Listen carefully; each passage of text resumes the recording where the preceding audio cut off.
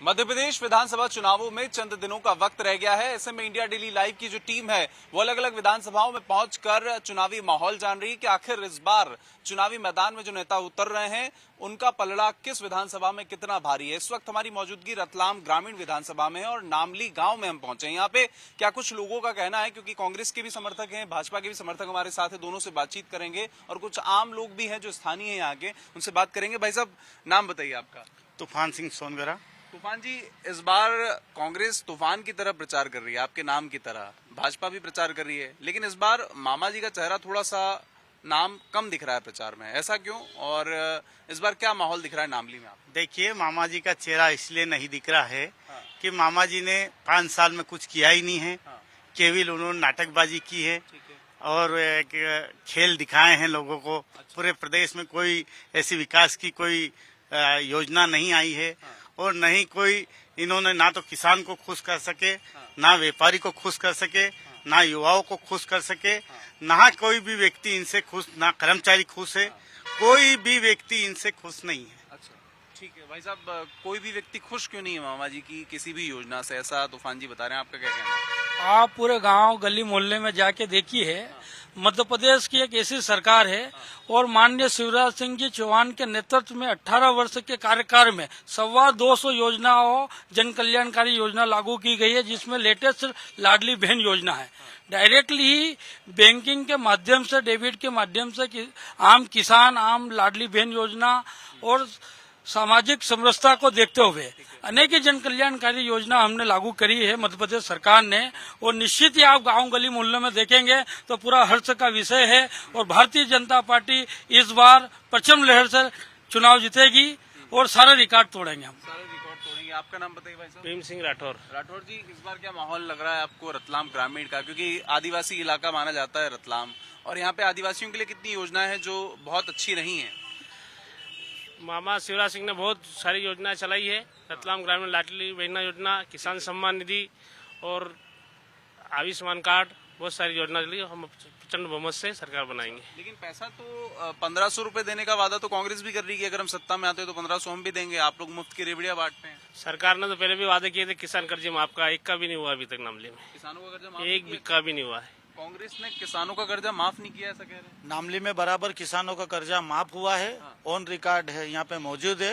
दूसरी बात, ये लाडली बहना की बात करते हैं, लाडली बहना की जगह अगर हर जिले को एक उद्योग दे देते तो जिया जी का यूं भी घर बढ़िया चल जाता। ये फर्जी घोषणा है, फर्जीवाड़ा है, और कोई मध्य प्रदेश में सारी महिलाओं को कोई लाडली बहना का कोई विशेष लाभ नहीं मिल रहा है। कुछ महिलाएं हैं उनको ही मिल रहा है, बाकी तो सब चक्कर काटने में रह गई। मामा जी झूठी घोषणा करते हैं, सुबह कौन सी घोषणा करते हैं, शाम को कौन सी घोषणा करते हैं, कर्मचारी परेशान, किसान परेशान। मैं आपको एक बात और बताना चाहता हूँ कि मामा जी ने गेहूं का भाव है 2300 रुपए, 2150 रुपए सॉरी, समर्थन मूल्य, और एक खर की बोरी जो वेस्टेज मटेरियल से बनती है वो 3700 रुपए क्विंटल। किसान 6 महीने मेहनत करता है खेत में, जब जाके गेहूं की फसल 6 महीने में पैदावार होती है, और खर एक वेस्टेज मटेरियल निकलता है जो कि 3700 रुपए क्विंटल। ये कहाँ का न्याय है और कौन सा किसानों के साथ इंसाफ करा है? सारी झूठी घोषणा है। और मैं धन्यवाद देना चाहता हूं कमलनाथ जी से कि अब की बार कांग्रेस के 230 उम्मीदवार जानदार चुने गए हैं, और मैं बहुत बहुत धन्यवाद देना चाहता हूं। और हमारे रतलाम ग्रामीण में हमारे कांग्रेस प्रत्याशी लक्ष्मण सिंह जी डिंडोर भारी बहुमत से जीतेंगे। अच्छा, 230 विधानसभा सीटने का आप दावा कर रहे हैं, लेकिन 2018 में भी जनादेश जनता ने बहुत अच्छा दिया था, आपके कांग्रेस के विधायक ही बिक गए थे। इस बार फिर ऐसा हुआ तो? अब इस बार तो ऐसा कुछ होगा नहीं। अब क्या गारंटी? बिकाऊ थे और दोगले लोग सारे बाहर चले गए हैं। अब कांग्रेस साफ सुथरी हो गई। गारंटी क्या थी, अभी क्या गारंटी इस बार? अब गारंटी तो किसी की भी नहीं होती है, कोई कब बिक जाए उसके क्या गारंटी। बाकी इस बार की गारंटी है कि अब कांग्रेस साफ सुथरी हो चुकी है, दोगले लोग रहे नहीं है, सारे अच्छे कैंडिडेट है और सब जाबाज और धुलंधर कैंडिडेट है। भाई साहब, आपका नाम बताइए। अशोक राठौर। राठौर जी, पूर्व सेवा सहकारी संस्था अध्यक्ष। ठीक है राठौर जी, अब तक आप लोग आरोप लगाते थे भाजपा पे कि आप लोग मुफ्त की रेवड़ियां बांट रहे हैं, लाडली बहना योजना का जो पैसा है वो मुफ्त में बांटा जा रहा है, 1500 रुपए देने का वादा तो कमलनाथ भी कर रहे हैं। आप पैसा लाएंगे कहाँ से? मध्य प्रदेश सरकार पे तो लाखों करोड़ों का कर्जा है। पहली बात तो यह है कि हमने कभी आरोप नहीं लगाया, जो घोषणाएं उन्होंने करी एक भी अमल नहीं हुई है। शिवराज जी ने सिर्फ घोषणा ही की और वो घोषणा भी रहे। लाली बहनी योजना को ले लो आप, और कोई सी भी भारतीय जनता पार्टी की जो भी योजना है सारी उनकी फेल हुई है। आज लाडली बहना को जो भी वो पैसा दे रहे तो लाडले जमाई से लेके लाडली बहना को दे रहे। आज गांव-गांव चले जाइए, बहना खुश है, उनके जमाई एक भी खुश नहीं है। किसी भी चीज को लेके आज इतनी महंगाई बढ़ी है। वो भी मुफ्त में पैसा दिया नहीं, मुफ्त पर नहीं देना चाहिए। मुफ्त तो मैं तो कह रहा हूँ किसी चीज को नहीं है, उनकी जो भी अधिकार बनता है वो दीजिए। मैं तो कह रहा हूँ कि मुफ्त की रेवड़ी बांटने के बजाय अगर उनको रोजगार दे, उद्योग डाले तो युवाओं को उस घर परिवार से रोजगार मिलेगा, ना कि उनकी आदत बिगड़ेगी फ्री लेने की। अगर मान लो सरकार दे रही तो कोई फ्री लेने से मना नहीं करेगा, लेकिन मैं सरकार से एक बात कहना चाहूंगा कि फ्री बांटने की बजाय उनको आप उद्योग में बढ़ाए। तो यही बात आप कांग्रेस को क्यों नहीं कह रहे कि 1500 रुपए ना दे? तो हम तो कह रहे हैं ना, लेकिन क्या करें आज, मगर सिर्फ वोट के लिए आज वो उनको भारतीय जनता पार्टी ने 15 साल से 18 साल से उनकी सरकार है। अगर 18 साल से उन्होंने कोई नहीं बढ़ा, आज मात्र 4 महीने हुए उनको, 4 महीने में 2 महीने से उन्होंने पैसा दिया है। नहीं तो मेरा सवाल मैं तो योजना है जिससे आप क्या आप चाह रहे हैं? अगर मान लो कांग्रेस भी देती तो मैं इनको इसको भी विरोधी करता हूँ। वो तो वादा कर रही है ना कि हम सत्ता में आएंगे तो पैसा देंगे। तो मैं तो विरोध करता हूँ, चाहे मैं कांग्रेस का हूँ, लेकिन इस चीज के लिए मैं विरोध करता हूँ। मैं तो ये बोल रहा हूँ कि कांग्रेस हो या बीजेपी हो, कोई भी हो, सरकार रोजगार बढ़ाए। एक अच्छी बात है कि रोजगार और उद्यम लगाने की बात वो कह रहे हैं बजाय पैसा देने के मुफ्त में। आपका नाम बताइए। अभिषेक शर्मा, जी, पूर्व सरपंच बड़ौदा, ब्लॉक कांग्रेस कमेटी अध्यक्ष नामली। शर्मा जी, तमाम जो दौरे हैं बड़े बड़े नेताओं के, चाहे वो कांग्रेस के हों बीजेपी के हों, इस क्षेत्र में लगातार हो रहे हैं। अभी 2 दिन पहले प्रधानमंत्री मोदी यहाँ आए। कुछ योजनाएं रही होंगी भाजपा की अच्छी, तभी 18 साल से भाजपा की सरकार रही। इस बार क्यों विरोध हो रहा है, या फिर आप लोग किन मुद्दों को लेकर मैदान में उतर? देखिए, अगर ये अच्छा काम करते तो प्रधानमंत्री को आज हमारे धामनोद में गुजरात के मुख्यमंत्री को लाना ही नहीं पड़ता। अच्छा काम करते तो इनके कार्यकर्ता ही चुनाव जिताते। इनकी हालत खराब है पूरे मध्य प्रदेश में, आपके एग्जिट पोल के माध्यम से ही बता रहे हैं सभी लोग। तो कुल मिला के इनकी हालत तो खराब है। आज रतलाम ग्रामीण में, हमारे रतलाम ग्रामीण की बात करें तो आज 2 बीजेपी के बड़े नेता है और हमारा कार्यकर्ता पूरा मुस्तैद से पोलिंग पे डटा हुआ है। हम खुद एक बड़े नेता के रूप में काम कर रहे हैं और ये इनकी हालत खराब है। इसलिए बड़े बड़े नेताओं को सभा करें, क्यों नहीं कार्यकर्ताओं से काम करा रहे, क्यों नहीं पदाधिकारियों से काम करा रहे? इनको लग रहा है कि हम हार रहे हैं। अच्छा, आपको लग रहा है कि हार रहे हैं इस बार? आप मामा जी को बहुत दबा दिया गया है, गाना भी भाजपा चला रही है कि एमपी के मन में मोदी, मोदी के मन में एमपी। 100% इनकी बात गलत है। भाजपा प्रचंड बहुमत से आ रही है और इनके पास, हमारे पास तो पूरा संगठन पूरी ताकत से काम करता है, चाहे गुजरात हो चाहे राजस्थान हो, क्योंकि हमारे कैलाश जी भी गुजरात जाते हैं, बंगाल जाते हैं, वहां से भी लोग नेता मुख्यमंत्री यहाँ आते हैं। पर इनके नेताओं में कैलाश जी तो खुद खुश नहीं नजर आ रहे हैं। उन्होंने कहा वीडियो वायरल है कि वो मैं खुश नहीं हूँ। नहीं, उनको वो बंगाल भी जाते हैं, वो पूरे देश में जाते हैं और ऐसे ऐसे गुजरात के मुख्यमंत्री भी हमारे यहाँ आते हैं। पर इनके पास तो यहाँ मध्य प्रदेश में ही नेता काम करने के लिए तैयार नहीं है। दिग्विजय सिंह जी कमलनाथ जी का काम करने के लिए तैयार नहीं है, कमलनाथ जी दिग्विजय सिंह जी का काम करने के लिए तैयार नहीं है। रतलाम में ही नेता एक दूसरा काम करने के लिए तैयार नहीं है। रतलाम के पूर्व विधायक जो है वो वर्तमान प्रत्याशी का विरोध कर रहे हैं। मतलब इनके पास लीडरशिप का, चाहे राष्ट्रीय स्तर पे हो, चाहे प्रदेश स्तर पे हो, चाहे जिले स्तर पे हो, इनके पास लीडरशिप नाम की कोई चीज नहीं है।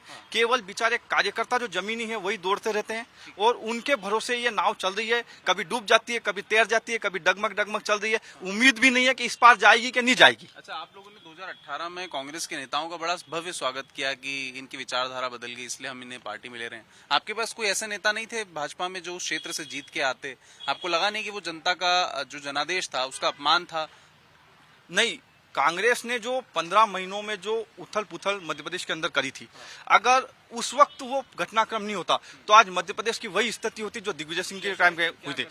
जैसे आते से ही भ्रष्टाचार चरम पर था, पटवारियों के तबादले, कर्मचारियों को इस कोने से उस कोने में फेंकना, उस कोने से इस कोने में फेंकना, बदले में उनसे पैसे लेना, जिला अध्यक्ष से लेकर प्रदेश अध्यक्ष तक बिना पैसों से काम नहीं होना, किसान त्रस्त था और स्थितियां बिगड़ती जा रही थी। अगर ये व्यवस्था अभी तक चलती तो संभवतः, हमें दिग्विजय सिंह जी के शासनकाल याद है, वो शासनकाल वापस यहाँ नहीं आ जाए। इसके लिए उस परिवर्तन के लिए जरूरी था और बीजेपी का उस घटनाक्रम में कोई रोल नहीं था। इनकी आपसी फूट थी। सरकार में सिंधिया जी, इनकी सरकार में सिंधिया जी सर्वमान्य नेता थे, उसके बाद उनकी मान्यता खत्म हो गई।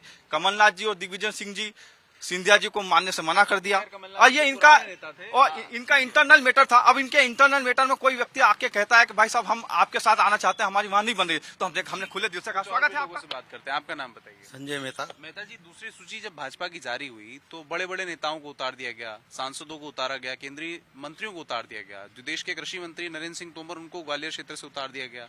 आप बताइए क्या कारण है कि इतने बड़े नेताओं को उतारना पड़ा? भारतीय जनता पार्टी में कोई बड़ा ना कोई छोटा, सब संगठन से बड़ा कोई भी नहीं। भारतीय जनता पार्टी सभी संगठन के ऊपर है। चाहे वो प्रधानमंत्री हो, वो भी लड़ सकते हैं, क्योंकि ये संगठन जो कहेगा वो पार्टी काम करेगा। अच्छा, तो इस बार संगठन की राय मामा जी के पक्ष में क्यों नहीं दिखी? बिल्कुल है ना, मामा जी के पक्ष में। संगठन जो कह रहा है वो हो रहा है। चेहरा क्यों दबा दिया गया? बड़े बड़े पोस्टर्स में देख रहा हूँ, वहाँ पे मोदी जी का पोस्टर दिख रहा है। भारतीय जनता पार्टी में सबसे बड़ा चेहरा अमित शाह, नरेंद्र मोदी ये है। तो उसके लिए तो लोकसभा चुनाव आ रहा है ना अगले साल। उसमें भी वो काम करेंगे, इसमें भी काम करेंगे। पार्टी में कोई बड़ा नहीं है। भारतीय जनता पार्टी एक छोटा जो दरी पे बैठने वाला है, वो भी प्रधानमंत्री लायक है। इस नामली क्षेत्र के कितने युवाओं को यहाँ पर इंडस्ट्रीज में मौका मिला? जितनी भी इंडस्ट्रीज हैं वो सब पीथमपुर में खुल गई। यहाँ के जो स्थानीय युवा हैं, रतलाम के, नामली के, उनको कितना रोजगार मिला? क्या वो यहीं पर हैं, उन्हें पलायन नहीं करना पड़ा? नामली क्षेत्र में कोई पलायन नहीं हुआ। आज बेरोजगारी कोई समस्या नहीं है। नामली क्षेत्र में इफ्का सबसे बड़ी इंडस्ट्रीज है और नए हब भी बना है। 8 लेन के कारण अब नया हब भी बन रहा है। उससे विकास होगा। अब जो काम 70 साल में नहीं हुआ, आप 18 साल में कराओगे, वो काम नहीं हो पाता। अच्छा, और जो आप लोग पैसा दे रहे हैं अभी, आप लोगों ने कोविड के समय में क्यों नहीं पैसा दिया? ये जो पैसा मुफ्त में दे रहे हैं, कोविड के समय जब जरूरत थी लोगों को, तब क्यों नहीं दिया? अभी क्यों देने की जरूरत पड़ गई? 18 साल में भी तो दे सकते थे आप। कोविड के समय भी जो लोगों को जरूरत थी वो दिया। उनको अन्न दिया, उनको जो भी जरूरत थी, राशन पानी सब कुछ दिया। बिजली बिल माफ किए। इस प्रकार की कमी रही। जब लोगों के पास कुछ नहीं, तब भी मोदी जी ने दिया। और अभी 5 साल के लिए फिर, अगली बार 5 साल के लिए फिर फ्री कर दिया उन्होंने। किसानों की आय दुगना करने की बात भाजपा ने कही थी कि साल 2022 तक किसानों की आय दुगनी हो जाएगी। कितनी आय दुगनी हुई?